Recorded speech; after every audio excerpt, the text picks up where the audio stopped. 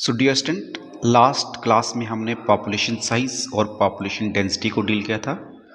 अब नेक्स्ट में हमारा टॉपिक क्या रहेगा कि how to measure the population size और द डेंसिटी। पॉपुलेशन की साइज या डेंसिटी को कैसे मेजर करते हैं, इसके लिए बहुत सारे मेथड हैं।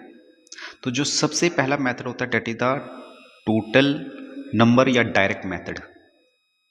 तो टोटल नंबर या डायरेक्ट मेथड में क्या होता है बच्चे कि हम किसी एक पार्टिकुलर एरिया में जितने भी उस स्पीशीज़ के इंडिविजुअल हैं उनको डायरेक्ट काउंट करते हैं। तो इसके लिए हम टर्म यूज़ करते हैं टोटल नंबर या डायरेक्ट मेथड, यानी कि counting all the individual of an area.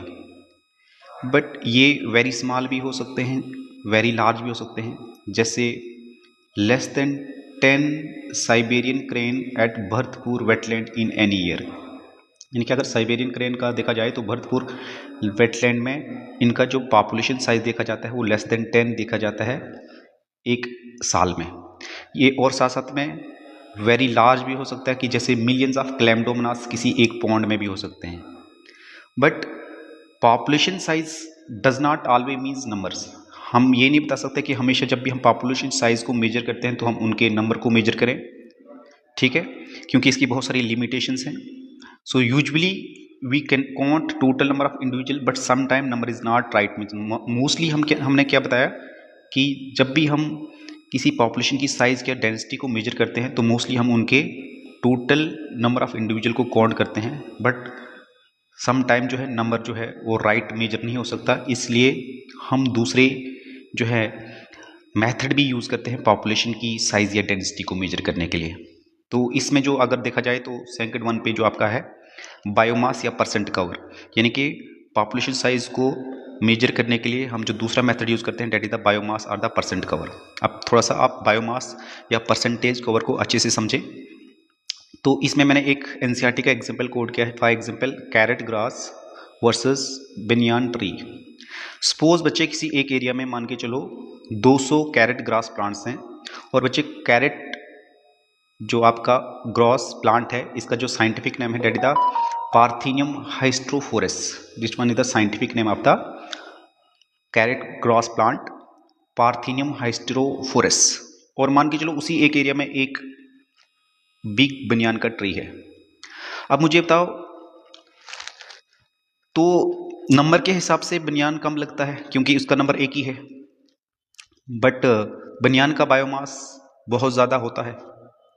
So if we compare these number, so it look like बनियान is less important। इससे ये लगता है कि क्योंकि बनियान का एक ही ट्री है तो इसका जो नंबर है वो कम है, तो ये हमें लगता है कि लेस इंपॉर्टेंट है because it is only one. But ये हमेशा गलत होगा। The banyan tree is a huge and has a big effect on the area, क्योंकि बनियान ट्री एक बहुत बड़ा ट्री होता है, बट एंड इसका जो इफेक्ट होगा उस एरिया पे वो बहुत ज़्यादा होगा। सो इन सच केसेस में हम क्या करते हैं, बायोमास या परसेंट कवर जो है वो लेते हैं as a method to measure the population size या डेंसिटी। सो यहाँ पे क्या होगा, बायोमास और percent cover is a better measure than the simpler number जो हमने पहले डायरेक्ट मेथड पढ़ा, जिसमें हमने काउंटिंग मेथड पढ़ा। तो इस केस में हम ये बता सकते हैं, इसलिए कई बार बायोमास पॉपुलेशन का बेटर मेजर होता है, क्योंकि यहाँ पे जो 200 कैरेट ग्रास के प्लांट्स हैं और एक ही बनियान का ट्री है, तो इस केस में क्या होगा कि हम नंबर का यूज़ ना करते हुए उसके बायोमास या परसेंटेज कवर को कवर करते हैं। तो इसको बताते हैं बच्चे बायोमास या परसेंट कवर, ठीक है। इसमें एक एनसीईआरटी के अंदर ये एग्जाम्पल है carrot grass versus banyan tree की। इसके अलावा दूसरा क्या होता है, थर्ड वन क्या होता है, that is the relative density, ठीक है। ये एक रफ एस्टिमेट मेथड है, क्योंकि हम हर एक स्पीशीज के इंडिविजुअल को एग्जैक्ट नंबर नहीं निकालते, बस ये देखते हैं कि कितनी फिशेस एक ट्रैप में आई। मान के चलो कोई एक पॉन्ड है, ठीक है, तो मुझे बताओ क्या इस पॉन्ड के अंदर जो ये फिशेस होंगी, तो क्या हम इनका एग्जैक्ट नंबर बता सकते हैं? कभी पॉसिबल नहीं है। सो इस समय हमें क्या करना पड़ता है कि मान के चलो इस पॉन्ड में से हमने क्या करना है कि फिशेस को ट्रैप करना है, और फिशेस को जब ट्रैप करोगे तो जितनी ज़्यादा फिशेस ट्रैप होंगी तो उतनी हाई फिश की डेंसिटी होगी, और जितनी कम फिशेस ट्रैप होंगी तो उतनी ही फिश की डेंसिटी क्या होगी, कम होगी। क्योंकि सारी की सारी we don't catch all the fishes, है ना, क्योंकि हम सारी की सारी तो फिशेज को कैच कर ही नहीं पाते। तो अगर मान के चलो एक ट्रैप में, वन ट्रैप में मोर फिशेस को हमने कैप्चर किया या ट्रैप किया तो हायर फिश डेंसिटी होगी, और इसी तरीके से अगर वन ट्रैप में कुछ ही फिशेस को हमने ट्रैप किया तो उसकी लोअर डेंसिटी होगी। तो फॉर्मूला क्या होगा कि फॉर्मूला होगा रिलेटिव डेंसिटी का number of individual of that species, मान के चलो डेट स्पीशीज कहने का मतलब है फिशेस, और number of individual of all species, क्योंकि हमेशा रिलेटिव डेंसिटी में क्या करते हैं, अगर डेफिनेशन देखोगे तो it tells us how many individual of one species, और वन स्पीशीज करने का मतलब हम यहाँ पे मान के चलो फिशेस को ले रहे हैं, are present compare to other species, क्योंकि इस पॉन्ड के अंदर तो दूसरी और सारी भी स्पीशीज भी तो रह रही होंगी। तो हम एक्चुअली में रिलेटिव डेंसिटी में जब भी मेजर करते हैं पॉपुलेशन की साइज को, तो यहाँ पे जो जिस स्पीशीज़ की साइज़ को हमने मेजर करना है तो उसके कंपेयर में दूसरी स्पीशीज़ कितनी है, तो उसके लिए हम ये रिलेटिव डेंसिटी मेथड यूज़ करते हैं, और ये एक रफ एस्टिमेट मेथड होता है क्योंकि इसे हम एग्जैक्ट पता तो नहीं कर सकते। तो रिलेटिव डेंसिटी का जो फॉर्मूला होगा number of individual of that species upon number of individual of all species into 100, तो उससे आपका एक रफ एस्टिमेट आ जाता है कि उस पर्टिकुलर एरिया में इस स्पीशीज की कितने नंबर हो सकते हैं। ठीक है, इसको बताते हैं बच्चे रिलेटिव डेंसिटी, एक ये रफ एस्टिमेट मेथड है।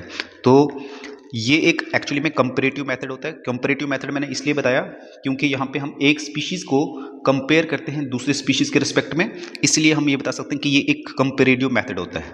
इसके अलावा फोर्थ नंबर पे बच्चे जो हम पढ़ने वाले हैं that is the indirect count. Indirect count कहने का मतलब है जिन एनिमल्स को डायरेक्टली काउंट नहीं कर सकते। क्यों नहीं कर सकते?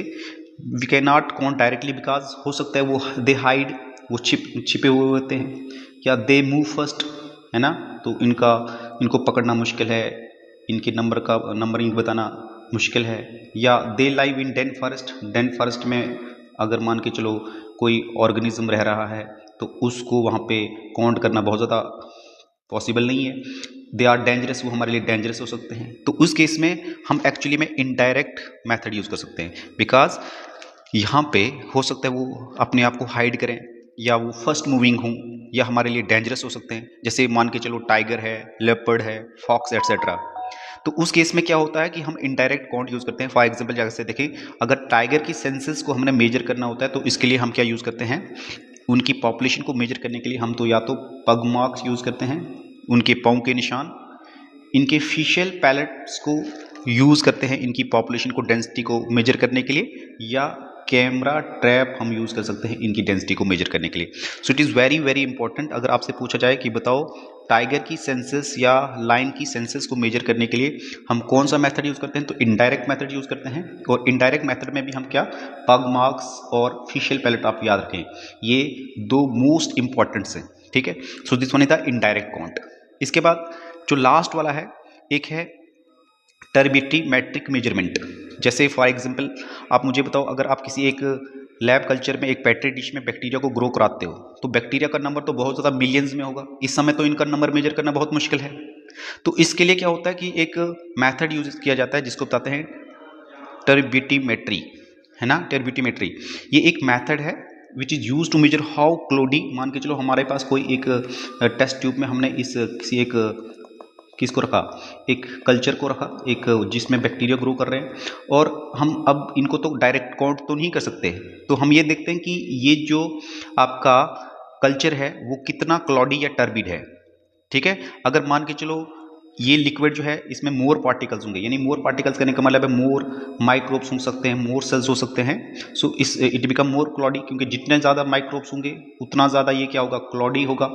एंड अब जब हम इसे मान के चलो लाइट पास कराएंगे, जब हम इसे क्या कराएंगे, लाइट पास कराएंगे, तो मुझे बताओ जितना ज़्यादा क्लॉडी होगा तो ये इस लाइट को ब्लॉक कर लेगा। तो लाइट को ब्लॉक करने से क्या होगा कि हम ये बता सकते हैं कि जितनी ज़्यादा लाइट कम पास होगी तो वो ज़्यादा क्लॉडीनेस होगा, यानी कि लेस पाइट पास होगी। तो यानी कि लाइट जितनी कम पास होगी तो इसका मतलब है उतनी ज़्यादा नंबर ऑफ माइक्रोब्स उसमें हो सकते हैं, माइक्रोब्स का नंबर उसमें उतना ज़्यादा हो सकता है। तो टर्बियोमेट्री क्या है, कि अ टेक्निक है in which the amount of light passing through a cloudy solution, एक क्लॉडी सोल्यूशन में जब लाइट को पास किया जाता है तो अगर ज़्यादा क्लॉडीनेस होगा तो लेस पास होगी, तो मोर माइक्रोब्स होंगे। अगर मान के चलो लेस क्लॉडीनेस है तो मोर लाइट पास होगी, तो हम बता सकते हैं माइक्रोब का नंबर क्या होगा, कम होगा। तो ये मोस्टली टेरोमेट्रिक जो मेजरमेंट है ये मोस्टली हम यूज़ करते हैं जैसे माइक्रोब, सेल्स या प्रोटीन को मेजर करने के लिए किसी एक सोल्यूशन के अंदर। So this one is all about the जो हमने आज की क्लास में देखा कि how to measure the population size. तो आप ये पॉपुलेशन साइज के जो डिफरेंट मेथड्स हैं उनको आप अपने माइंड में रखें। तो सबसे पहले हमने देखा टोटल नंबर या डायरेक्ट मेथड क्या होता है, जिसमें डायरेक्ट काउंटिंग की जाती है इंडिविजुअल की किसी एक एरिया में। दूसरे नंबर पे बायोमास और परसेंटेज कवर देखा हमने, डन है। और इसमें एक जो एग्जांपल है carrot grass versus banyan tree की। इसी तरीके से थर्ड नंबर पे हमने रिलेटिव डेंसिटी जो एक रफ एस्टिमेट है, इसके अलावा इनडायरेक्ट काउंट है, एंड लास्ट पे देखा टेरोमेट्रिक measurement. This one is all about the what, जो ये सारा का सारा हमने अभी डील किया, this one is all about कि how to measure the population size और the density of an organism.